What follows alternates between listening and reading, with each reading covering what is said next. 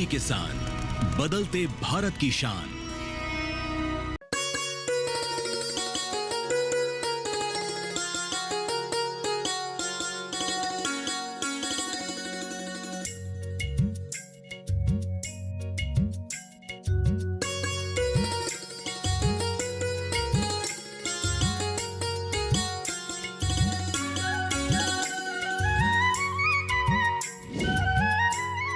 नमस्कार, आप देख रहे हैं दूरदर्शन किसान। कार्यक्रम सफल किसान में आप सभी का स्वागत है। मैं हूं मोनालिसा। सफल किसान एक ऐसा कार्यक्रम है जिसमें हम आपको देश के कोने कोने से कृषि क्षेत्र में उभरती प्रतिभाओं से रूबरू कराते हैं। आज हम आपको जिस किसान से मिलवाने जा रहे हैं, उन्होंने नौकरी को छोड़कर खेती का रुख किया और ये साबित किया कि खेतों के जरिए भी सफलता का रास्ता निकल सकता है। उनके द्वारा उठाया गया ये कदम आज कई युवाओं के लिए प्रेरणा बन रहा है। तो चलिए हमारे आज के सफल किसान से मिलते हैं और रुख करते हैं बिहार के गया का।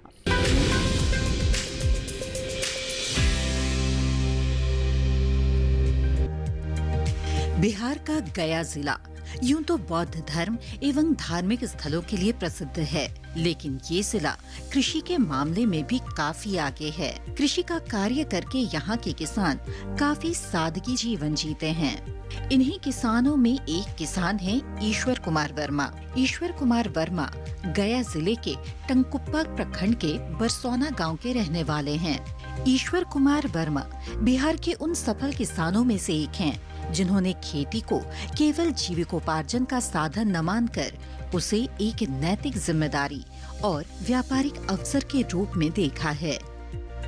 मैं यहाँ पे पहले पढ़ाई करता था, लेकिन मैं 9वीं कक्षा में पढ़ाई के दरमियान हमने दिल्ली चले गए और दिल्ली जाकर के फिर हमने पंजाब चले गए। पंजाब में टेक्सटाइल कंपनी में काम करना शुरू कर दी। काम में वहाँ काफ़ी परेशानी होने के वजह से पुनः फिर हम अपने गांव वापस आ गए और वापस आने के बाद फिर से हमने खेती में रुझान लिए। खेती में रुझान के बाद हमें यहाँ पे जब खेती करना शुरू कर दिए, खेती में जीविका आया। जीविका के माध्यम से गांव में समूह बनना शुरू हुआ। समूह बनने के बाद वहाँ पे सभी सीएम दीदी का मीटिंग चल रही थी। मीटिंग चलने के बाद वहाँ पे हमने भी जाकर के सुने तो वहाँ खेती बाड़ी से संबंधित कुछ प्रशिक्षण चल रहा था। तो हमने सोचे खेती करना है तो खेती के लिए हमें अच्छे ढंग के प्रशिक्षण मिल रही है, तो हमने वहाँ पे प्रशिक्षण प्राप्त किए। प्रशिक्षण में ईश्वर ने धान लगाने की श्री विधि के बारे में जाना। श्री विधि यानी SRI, system of rice intensification. इससे धान की खेती करने से कई लाभ होते हैं, जैसे पारंपरिक तरीके से कम बीज लगना, कम पानी और कम लागत में अधिक उपज ज्यादा मिलना। साल 2010 में ईश्वर ने इसी विधि को अपनाकर धान लगाई और फसल इतनी अच्छी हुई कि KVK के अन्य विभागों के विशेषज्ञ ईश्वर की फसल देखने आए। फिर क्या था, ईश्वर ने अब प्रशिक्षण कार्यक्रमों को अपने जीवन का हिस्सा बना लिया ताकि खेती में और सुधार हो सके। प्रशिक्षण के दौरान वहाँ पे बताया जा रहा था कि श्री विधि से धान लगाने में मात्र 2 किलो बीज की ज़रूरत होती है, जो 1 एकड़ में। हमने कहे यहाँ पे तो किसानों का बीज बच रहा है, तो ये चीज़ को हमको सुनना और समझना चाहिए। फिर हमने उसकी ट्रेनिंग लिए। ट्रेनिंग लेने के बाद हमने श्री विधि से पहली बार 2010 में धान की खेती से शुरुआत किए। शुरुआत करने के बाद यहाँ पे सारे लोग आए, जीविका के भी लोग आए, प्राण के भी लोग आए, इसके बाद KVK के भी लोग आए, आत्मा गया से भी लोग आए। देखने के बाद फिर हमको आत्मा और KVK से भी प्रशिक्षण मिला कि आप इसको और बेहतर से बेहतर खेती कर सकते हैं। हमें और मजबूती प्रदान हुआ कि हमें अब तो हम अकेला थे, लेकिन अभी हमको और कुछ लोग का सहारा मिल रहा है, तो इसमें हमको और बढ़ चढ़ के हिस्सा लेना चाहिए। श्री विधि से ईश्वर ने न सिर्फ धान की खेती की, बल्कि इसे गेहूं में भी प्रयोग किया, जिसमें उन्हें बीज में बचत तो हुई ही, साथ ही पौधों की 2 कतारों के बीच उगे खरपतवारों को निकालना भी आसान हुआ। यहाँ पे जो हम अभी खड़े हैं, यहाँ पे हम इस प्लॉट में श्री विधि से गेहूं की खेती किए हैं और ये गेहूं की खेती में प्रति कट्ठा 400 से 500 ग्राम हमारा बीज लगता है, जो हम जनरल पद्धति से लगाते हैं उसमें हमारे 2.5 से 3 किलो प्रति कट्ठा बीज लगता है। तो यहाँ पे सबसे हमारा बीज की बचत हो रही है। इसमें हम लाइन से जब सोइंग किए हैं तो लाइन से हमारे प्रत्येक पौधा को धूप और हवा लग रही है, जिससे हमारे धूप और हवा से हमारे पौधे नाइट्रोजन ले रही है, जो हमारे अलग से ज़्यादा कोई खास करके नाइट्रोजन की भी ज़रूरत नहीं होता है। और इसमें हम श्री प्राणा अमृत, श्री जीवामृत, श्री घन जीवामृत को भी डाल करके इसको हम खेती करते हैं। इसमें बीज की बचत हुई। बीज की बचत होने के बाद क्या करते हैं कि इसमें जो भी खरपतवार मेरा आते हैं वो खरपतवार को हम ये रबी बीडर जो चला रहा है, ये रबी बीडर से हम इसको खरपतवार को भी निकाल ले रहे हैं। जो हम अपने जनरल पद्धति में हम बीडर नहीं चला पाते हैं और खरपतवार नहीं निकाल पाते हैं। जो अगर जनरल पद्धति भी होता है तो उसमें हम हर्बिसाइड के प्रयोग करते हैं, जिससे हमारा कॉस्ट भी बढ़ता है, हमारे मिट्टी को भी नुकसान करता है और हमारे ये जो वातावरण है उसको भी दूषित करता है। तो यहाँ पे श्री पद्धति से खेती करना बहुत अच्छा ही चीज़ है और सभी किसान को इसके आगे प्रेरित भी करते हैं कि इससे आप खेती करेंगे।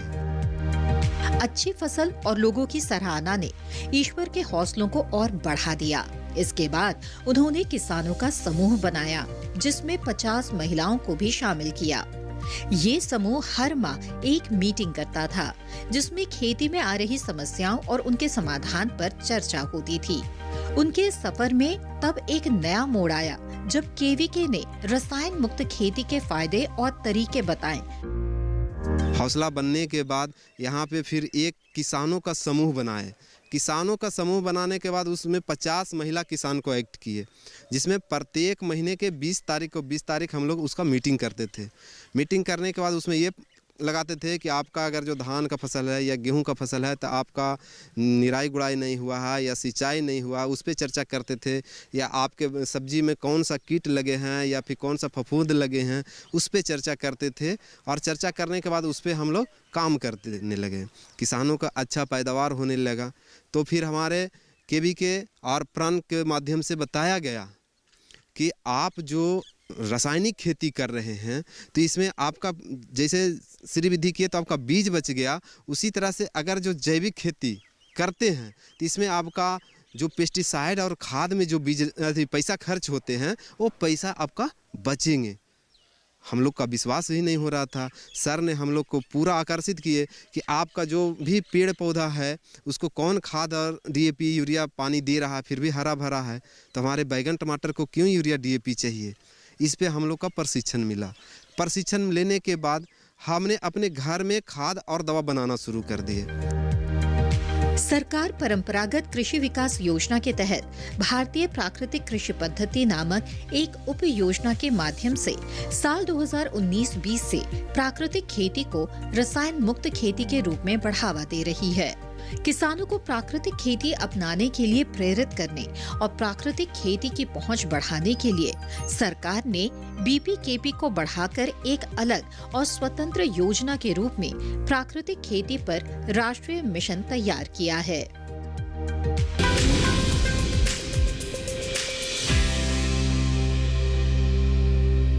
ईश्वर जी की सफलता की ये कहानी आगे भी जारी रहेगी, लेकिन फिलहाल वक्त हो चला है एक छोटे से ब्रेक का। जल्द हाजिर होंगे, आप बने रहें दूरदर्शन किसान पर।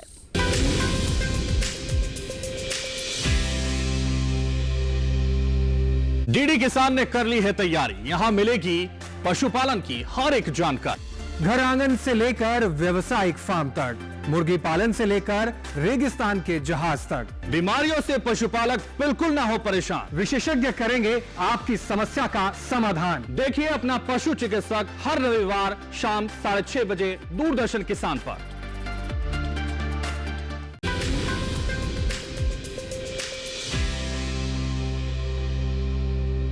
ब्रेक के बाद आप सभी का फिर से स्वागत है। आप देख रहे हैं कार्यक्रम सफल किसान, जिसमें आज हम बिहार में रहने वाले ईश्वर जी की बात कर रहे हैं। आइए देखते हैं कि इनकी सफलता की कहानी में इनके परिवार का कितना साथ मिला और इसके साथ ही खेती के इनके कुछ और तौर तरीकों के बारे में भी आइए जान लेते हैं।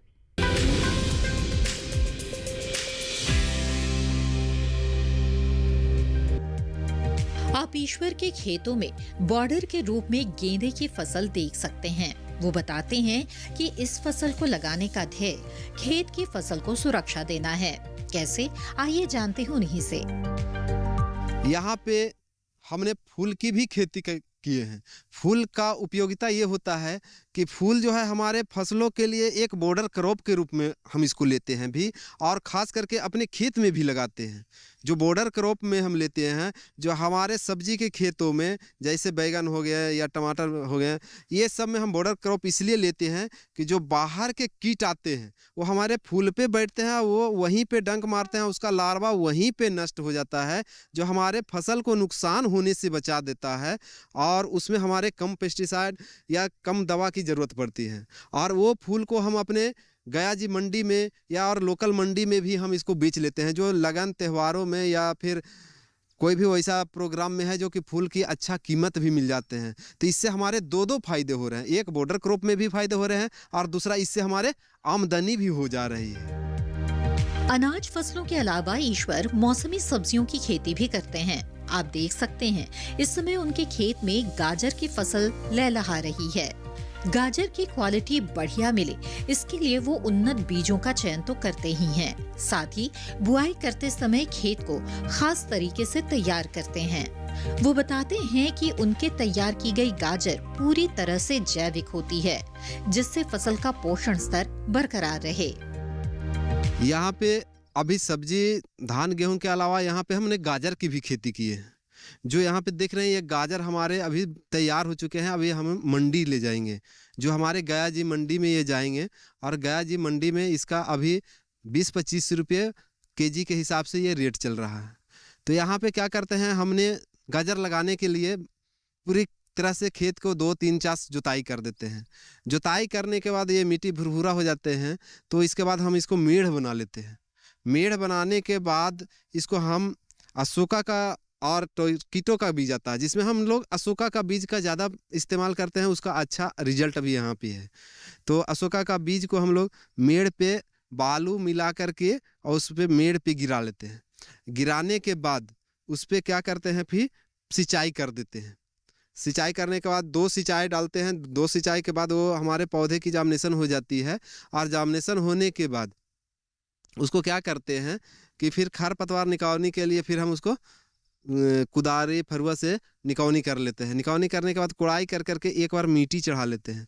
मिट्टी चढ़ाने के दरमियान हम लोग श्री प्राणामृत, श्री घन जीवामृत, ये जो खादें हैं वो डाल देते हैं प्रति कट्ठा 7 से 8 kg, और डालने के बाद इसको मिट्टी लगा देते हैं। मिट्टी लगाने के बाद इसको सिंचाई कर देते हैं। इसी तरह से इसमें कोई कीटनाशक वगैरह लगता है तो कीटनाशक के लिए श्री अग्नि अस्त्र जो हमने अपने घरों में बना लेते हैं, और वो श्री अग्नि अस्त्र प्रति लीटर पानी में 50 से 60 ml डाल करके और इस पर छिड़काव कर देते हैं, जिससे हमारे पत्ते भी देख रहे हैं कि एकदम सॉफ्ट है, कहीं से कोई कीट व्याधि का प्रकोप नहीं है।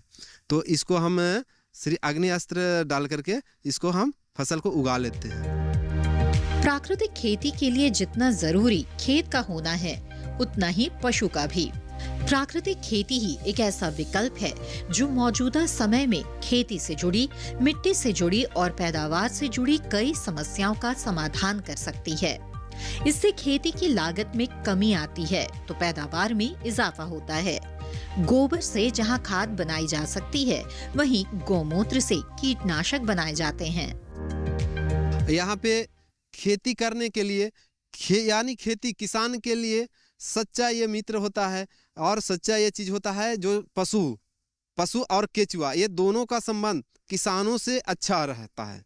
क्योंकि अगर जो पशु नहीं है तो हम ऑर्गेनिक खेती भी नहीं कर पाएंगे। तो हमारे पास अभी 2 गायें 1 बच्चे हैं, जो उसके गोबर से हम यहाँ पे कई तरह के खाद बना लेते हैं, जैसे जीवामृत, घन जीवामृत, और उसकी जो पेशाब है, गाय की जो पेशाब है, उससे हम कई तरह के कीटनाशक दवा बना लेते हैं, जो श्री नीमास्त्र हो गया, श्री अग्नि अस्त्र हो गया, ब्रह्मास्त्र हो गया। यानी कोई भी जैविक कीटनाशक हम बगैर गाय के पेशाब के बगैर नहीं बना पाएंगे। तो गाय किसानों के लिए होना बहुत जरूरी है। हमारे सफल किसान के बेटे खेती में सहयोग करते हैं। कृषि के छोटे छोटे कार्यों में परिवार का हर सदस्य अपनी अपनी भूमिका निभाते हैं। मैं अभी अपनी पढ़ाई पूरी कर रहा हूँ। मैं अभी बीएससी नर्सिंग बीएससी कर रहा हूँ। और पापा में जो घर पे खेती करते हैं ये सारे तरीके से ऑर्गेनिक खेती करते हैं, उसमें मैं पापा का साथ भी देता हूँ। पापा कभी बाहर चले जाते हैं, मार्केट चले जाते हैं, तो उनका जो खेत का जो देखभाल है मैं ही करता हूँ। कभी फसल का जो तुड़ाई होता है तो उसको मार्केट ले जाके पहुँचाते हैं। फसल में कभी सिंचाई होती है, कुड़ाई की ज़रूरत होती है, तो मैं सारा देखभाल करता हूँ, उनका हाथ बटाता हूँ काम में, खेती करने में। और कभी कभी जो होता है घर पे पशु हैं, उनका चारा लाने के लिए भी खेत पे चले जाते हैं हम, तो वो सब देखभाल मैं खेती के लिए मैं ही करता हूँ। अगर पापा घर पे ना रहें, कहीं चले जाते हैं, तो मैं ही करता हूँ। जो प्राकृतिक खेती करते हैं और मैं उनके खेती में कभी कभी मदद भी करता हूँ। वो बाज़ार कभी जाते हैं तो हम उनको एक खेत को भी देखा करते हैं, ध्यान देते हैं। जहाँ जहाँ कमी होती है वहाँ पे मैं ध्यान देता हूँ और पूर्ति करता हूँ। पापा को मैं दवा बनाने में भी मदद करता हूँ, बाज़ार से सामान लाने में भी मदद करता हूँ, और पिताजी का भी काम पूरा होता है। वहीं ईश्वर जी की जीवन संगनी भी कृषि में सहयोग करती हैं। वो घर की जिम्मेदारियां संभालने के साथ साथ पौधशाला का काम भी करती हैं, जिससे वो अच्छी खासी आमदनी भी कमा लेती हैं। मैं इस गांव में खेती के साथ साथ अपना घर के काम भी करती हूं, और जीविका जो संस्था है उसके द्वारा हम 15 SHG का भी कार्य कर रही हूं। और जीविका दीदी का नर्सरी भी मुझे जीविका से ही मिला है, जो मैं कर रही हूँ 4 साल से। और इसमें मैं 10,000 15,000 पौधा हर साल उगाती हूँ और बेचती हूँ। इसमें बहुत सारी दीदी को भी कार्य मिलता है, जैसे उन लोग मिट्टी भरने के काम करती है, कुड़ाई निकाई सब करती है। बहुत से दीदी को भी इसमें काम देती हूँ, सभी को लाभ मिलता है इससे। खेती को नया रूप देने और आसपास के किसानों के लिए एक बेहतरीन उदाहरण बनने पर केवी के आत्मा गया ने आलू की खेती के लिए हमारे सफल किसान ईश्वर को सम्मानित भी किया है। केवी के माध्यम से, जो आत्मा गया के माध्यम से हमें किसान पुरस्कार से भी सम्मानित किए हैं। जो हम यहाँ पे आलू की अच्छी पैदावार किए थे, उस पैदावार के लिए हमें एक प्रशस्ति पत्र और 10,000 रुपया दे करके हमें किसानों का सम्मानित किया है। और जो हमारे गया जिले के जो डीएम साहब थे कुमार रवि, उन्होंने भी हमें एक प्रशस्ति पत्र और शॉल दे करके उन्होंने भी हमें सम्मानित किए हैं। तो मैं केवी के आत्मा गया जी को भी मैं इस चैनल के माध्यम से धन्यवाद देना चाहता हूं, जो हमारे लिए बहुत मार्गदर्शन दिए हैं। बिहार में आलू की एक मुख्य फसल है जो रबी सीजन में होती है। यहाँ किसान कुफरी सिंधुरी, कुफरी चंद्रमुखी, राजेंद्र आलू 1, राजेंद्र आलू 3 और चिपसोना जैसी उन्नत किस्में उगाते हैं, जो अच्छी पैदावार देती हैं। यहाँ का आलू पूरे देश में प्रसिद्ध है और फसल को बढ़ावा देने के लिए सरकार कई तरह की योजनाएं भी चला रही है, साथ ही सब्सिडी भी दे रही है।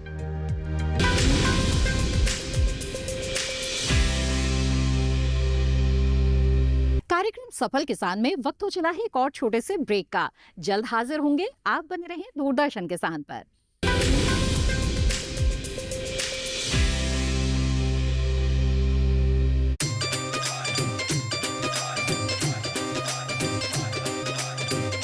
कितना प्यार करती है मुझसे? कहो तो जान दे दूं। I love you कमल। दादी मेरा बच्चा। तेरी शादी हो गई उससे, बच्चा होने वाला था उससे। बड़ी आई है गर्भसाने वाली। लड़का मेरा जेल में है, लड़की मेरी बिना वजह बदनाम हो रही है।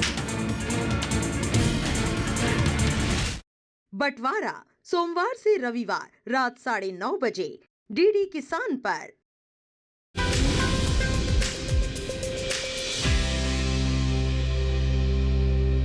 ब्रेक के बाद आप सभी का फिर से स्वागत है। आप देख रहे हैं कार्यक्रम सफल किसान। आइए कार्यक्रम में आगे बढ़ते हैं। ईश्वर जी जैसे आज के बहुत से ऐसे प्रगतिशील किसान हैं जो प्राकृतिक खेती को अपना रहे हैं, और इसे बढ़ावा देने के लिए और किसानों को जागरूक करने के लिए कृषि विज्ञान केंद्रों की भी इसमें बेहद ही अहम भूमिका है। तो आइए इसके बारे में जानते हैं।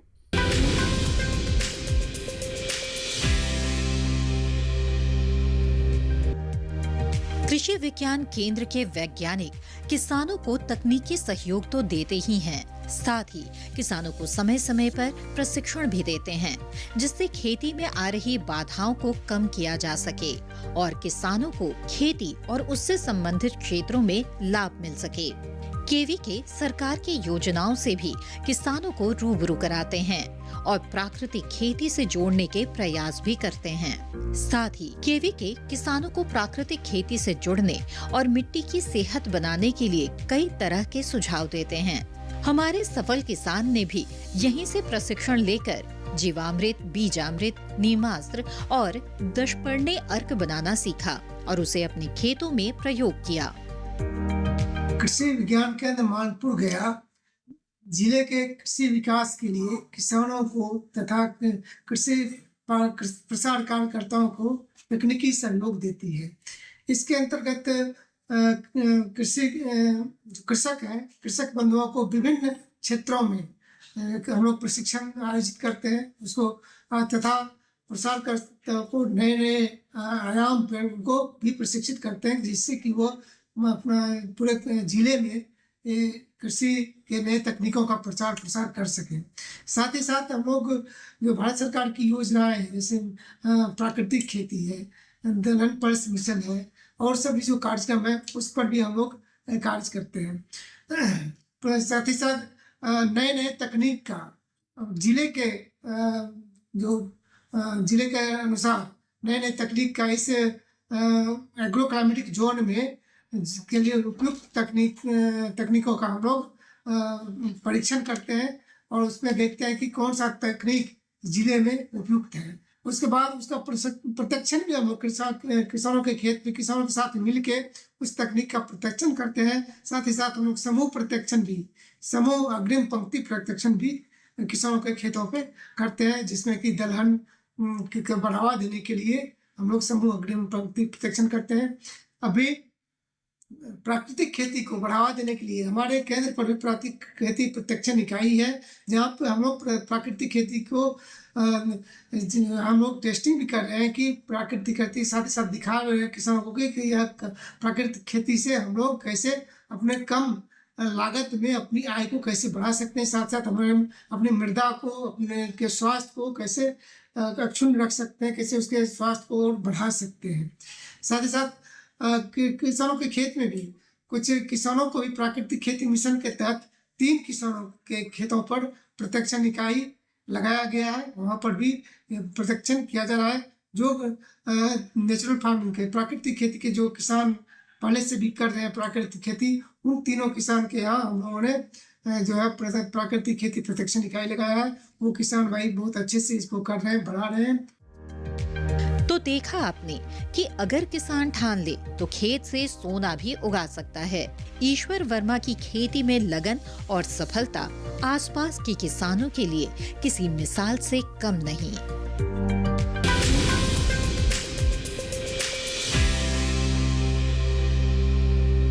उम्मीद है कि ईश्वर जी की सफलता की कहानी से आपको भी जरूर प्रेरणा मिली होगी। आज का ये कार्यक्रम आपको कैसा लगा, इसके बारे में अपने सुझाव आप हमें भेज सकते हैं। आप हमें पत्र लिख सकते हैं। हमारा पता है सफल किसान, कमरा नंबर 77, CPC दूरदर्शन, खेलगांव, नई दिल्ली 110049। आप चाहें तो हमें ईमेल भी भेज सकते हैं। ईमेल ID है safalkisandd@gmail.com। इसी के साथ सफल किसान की आज की कड़ी में बस इतना ही। हमें दीजिए इजाजत। आप बने रहें दूरदर्शन किसान पर। नमस्कार।